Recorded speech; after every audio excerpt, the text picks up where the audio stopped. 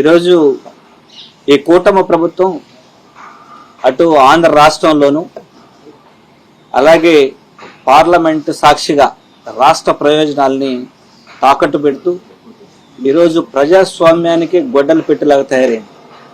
మొన్నటికి మొన్న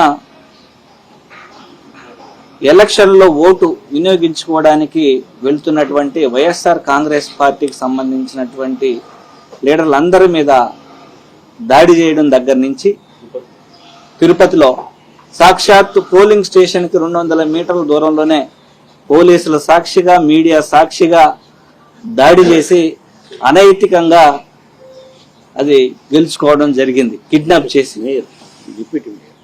deputy mayor election ఒకే ఒక టీడీపీ కార్పొరేటర్ ఉన్నటువంటి తిరుపతి మున్సిపల్ కార్పొరేషన్లో డిప్యూటీ మేయర్ స్థానాన్ని కైవసం చేసుకోవడం, దాని వెనక ఎన్ని బెదిరింపులు, కిడ్నాపులు, అలాగే ఆస్తులు ధ్వంసం చేయడం,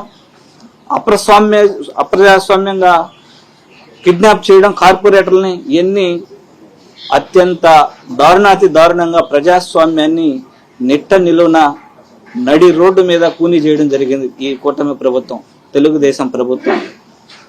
అలాగే ఈరోజు పార్లమెంట్ సాక్షిగా రాష్ట్ర ప్రయోజనాల కోసం వైఎస్ఆర్ కాంగ్రెస్ పార్టీ ఎంపీలు మా నాయకుడు వైఎస్ జగన్మోహన్ రెడ్డి గారి యొక్క సారథ్యంలో, అలాగే మా parliament party leader YV Subba Reddy గారి యొక్క ఆధ్వర్యంలో మా ఫ్లోర్ లీడర్ కానీ మేము కానీ అందరం కానీ రాష్ట్ర ప్రయోజనాల కోసం మాత్రమే మాట్లాడుతుంటే, తెలుగుదేశం పార్టీకి సంబంధించినటువంటి ఎంపీలు ఎంతసేపు అయినా వ్యక్తిగత దూషణలకు దిగి లోక్సభ సాక్షిగా ఏ రాష్ట్రానికి సంబంధించినటువంటి ఎంపీలు కూడా ప్రవర్తించిన విధంగా అందరూ కూడా వాళ్ళ రాష్ట్రానికి సంబంధించిన నిధుల గురించి మాట్లాడుకుంటే, వీళ్ళు మాత్రం ఎంతసేపు అయినా ప్రతిపక్ష పార్టీల ఎంపీలని టార్గెట్ చేయడం, అలాగే జగన్మోహన్ రెడ్డి గారిని టార్గెట్ చేయడం, అలాగే మిథున్ రెడ్డి గారిని టార్గెట్ చేయడం.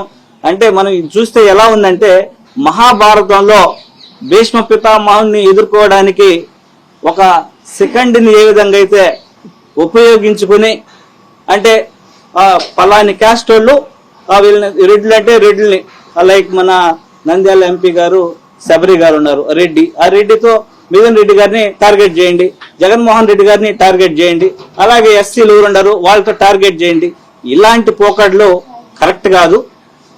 ఏదైనా ఫేస్ చేయాలంటే ఆడ మన రాష్ట్రంలో కొట్టుకోవాలి, కానీ పార్లమెంట్ సాక్షిగా కొట్టుకొని రాష్ట్ర పరుని బజారుని కీడొద్దు. అందరం కూడా కలిసి పనిచేసే రాష్ట్ర అభివృద్ధిలో భాగస్వామ్యం కావాలి. అలాగే 2024 ఎలక్షన్కు ముందు ఏదైతే ల్యాండ్ టైటిలింగ్ యాక్ట్ ఉందో దాని మీద విపరీతమైనటువంటి దుష్ప్రచారం చేసి జగన్మోహన్ రెడ్డి గారు ఈ ప్రజల యొక్క భూములందరినీ అన్నిటిని కూడా లిటిగేషన్ చేయబోతున్నారు, బ్యాంకులకు తాకట్టు పెట్టేస్తున్నారు, లేనిపోని అభూతన కల్పన చేసి ప్రజలందరినీ భయభ్రాంతులకు గురి చేయడం జరిగింది. అదే ఈ రోజు పార్లమెంట్ సాక్షిగా కేంద్ర మంత్రివర్యులు చెప్పింది ఏంటంటే, దేశమంతా మేము చేస్తున్నాం, మా ఆధ్వర్యంలోనే జరిగింది అని పార్లమెంట్ సాక్షిగా ఆయన సమాధానం ఇవ్వడం జరిగింది. ఇదే ప్రభుత్వం మళ్ళీ ఇప్పుడు దాన్ని ఇంప్లిమెంట్ చేస్తుంది. బేసిక్ గా అప్పుడు వైఎస్ జగన్మోహన్ రెడ్డి గారు ప్రజలందరికీ ఎలాంటి కోర్టు కేసులు లేకుండా, వాళ్ళకి ఎవరన్నా అమ్మకందారులు కానీ కొనుగోలుదారులు కానీ ఎలాంటి భయం లేకుండా స్టేట్ గవర్నమెంటే గ్యారంటీదారుడిగా ఉండి ఎలాంటి ఇబ్బందులు లేకుండా కోర్టు కేసులతోనే సగం కాలయాపన జరగకుండా ఉండాలని మంచి ఉద్దేశంతో చేస్తే ఆయన మీద బురద జల్లే కార్యక్రమం, ఇలా ప్రతి అభివృద్ధి కార్యక్రమానికి అడ్డుగా తగిలి రాష్ట్రాన్ని దిగదార్చే కార్యక్రమంలో ఈ దేశంలో మొదటి స్థానంలో కూటమి ప్రభుత్వమే ఉంది. ఇలా చెప్పుకుంటూ పోతే కోకొలలు ఉన్నాయి.